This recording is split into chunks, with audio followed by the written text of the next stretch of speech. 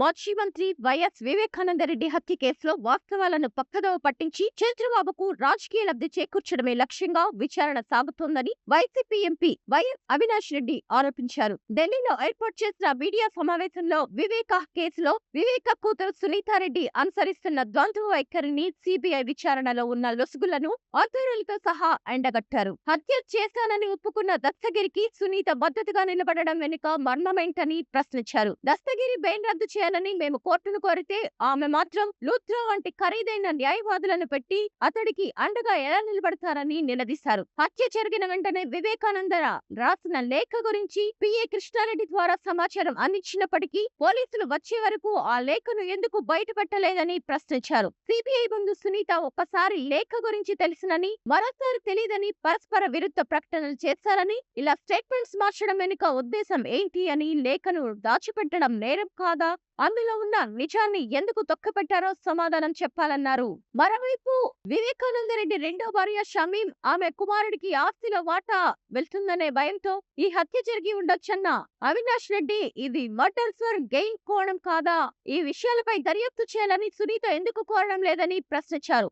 ఈ కేసును వచ్చే ఎన్నికల వరకు లాగడం ద్వారా చంద్రబాబుకు పొలిటికల్ మైలేజ్ ఇవ్వడమే సునీత లక్ష్యంగా కనిపిస్తోందని స్పష్టం చేశారు. ఢిల్లీలో ఉన్న కొందరు పెద్ద మనుషుల అండతో టార్గెటెడ్ ఇన్వెస్టిగేషన్ చేస్తున్నారని మండిపడ్డారు. అయితే న్యాయం గెలిచే రోజు వస్తుందని, తనను అనవసరంగా నిందించిన వారంతా ముక్కున వేలేసుకునే రోజు దగ్గరలోనే ఉందని విశ్వాసం వ్యక్తం చేశారు. త్వరగా ట్రై పూర్తి చేసి నిజాలను ప్రజల ముందు ఉంచాలి అని అవినాష్ రెడ్డి విజ్ఞప్తి చేశారు. వివేకానందరెడ్డి హత్య అనంతరం విచారణలో నిందితులు అనేక విషయాలు చెప్పారు. వివిధ లావాదేవీల్లో వైఎస్ వివేకానందరెడ్డికి డబ్బులు డైమండ్స్ రూపంలోనూ ల్యాండ్ సెటిల్మెంట్ రూపంలో రావాల్సి ఉంది. దానికోసం వివేకానందరెడ్డి కొంత మొత్తంలో డబ్బులు ఖర్చు పెట్టారు. ఆ ఖర్చు పెట్టిన డబ్బు పోయింది, రావాల్సిన డబ్బు రాకుండా పోయిందన్న బాధ ఆయనకు ఉంది. అందుకే అందరి మీద కోపడేవారని ఉంది. దాని మీద ఎందుకు తదుపరి దర్యాప్తు సునీతక్క కోరడం లేదని, మరోవైపు తొలిసారి 161 స్టేట్మెంట్ లో దస్తగిరి వివేకానందరెడ్డి గారికి చంపక ముందు డాక్యుమెంట్ల గురించి అడిగామని చెప్పారు. ఆ డాక్యుమెంట్లు ఎక్కడున్నాయో కనుక్కోవడానికి ఆయన తీవ్రంగా కొట్టామని చెప్పారు. ఆ డాక్యుమెంట్లు ఎక్కడున్నాయో కనుక్కున్న తర్వాత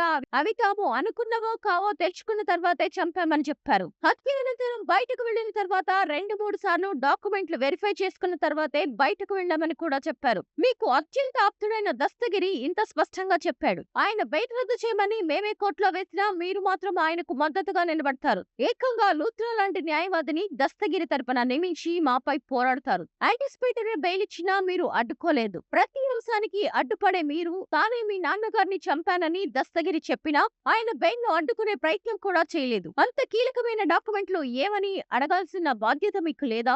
ఇదే విషయాన్ని అడగడానికి మీకు ఎందుకు నోరు రావడం లేదు? కోర్టును సిబిఐకి అడగాల్సిన బాధ్యత మీకు లేదా అని అవినాష్ ప్రశ్నించారు. మీ తల్లి భర్త అటెండర్ కు సెలవు ఇచ్చి పంపిస్తే మీరు ఆ విషయం గురించి ఎందుకు మాట్లాడడం లేదని సునీతను అవినాష్ ప్రశ్నించారు. హత్య జరిగిన రోజు రాత్రి దోపిడీకి గురైన డాక్యుమెంట్ల గురించి కూడా మీరు నోరు మెదపడం లేదు. సంబంధం లేని అంశాలను ప్రస్తావిస్తూ కీలకమైన విషయాలను ఇగ్నోర్ చేసే కార్యక్రమం మీరు ఇన్నాళ్లు చేశారన్నది పచ్చి నిజం. ఈ కేసులో పిఏ కృష్ణారెడ్డి తొలుత మృతదేహాన్ని లేఖను చూసిన తర్వాత తొలుత సునీత, ఆమె భర్త రాజశేఖర్ రెడ్డి, వివేకానందరెడ్డి బావమర్ది నర్రెడ్డి రాజశేఖర్ రెడ్డి సొంత సోదరుడు శివప్రసాద్ రెడ్డికి ఆ లేఖ గురించి చనిపోయిన విషయం కూడా చెప్పారు. ఆ లెటర్ లో అంశాలు కూడా మీ అందరికీ చదివి వినిపించాడు. కానీ వివేకానందరెడ్డి గారి హత్య జరిగిన తర్వాత అక్కడున్న లెటర్ గురించి ఎందుకు పోలీసులకు సమాచారం ఇవ్వలేదు అని నిలదీశారు. ఎప్పుడు విషయాలు జరిగినా దేవుడి ముందు చట్టం ముందు తాము చేయలేదన్న విషయాన్ని నిరూపించుకుంటున్నామన్న ధైర్యం నమ్మకం తనకుందని అవినాష్ ధీమా వ్యక్తం చేశారు. విచారణ జరిగేలా సహకరించమని సునీతను కోరుతున్నాము. కానీ వీరి ఆలోచన మాత్రం వచ్చే ఎన్నికల వరకు వివేకానందరెడ్డి హత్య కేసును లాగడం ద్వారా చంద్రబాబుకు లబ్ధి చేకూర్చడమే వీరి లక్ష్యంగా కనిపిస్తోందన్నారు. రాజకీయంగా చంద్రబాబు గారికి ఉపయోగపడాలన్న ఆరాటం తప్ప న్యాయం కోసం పోరాటం అన్నది ఎక్కడా లేదన్నారు. కాబట్టి చంద్రబాబుకు రాజకీయ లబ్ధి చేకూర్చాలన్న ఆలోచనను పక్కన పెట్టాలని కోరుతున్నానన్నారు అవినాష్.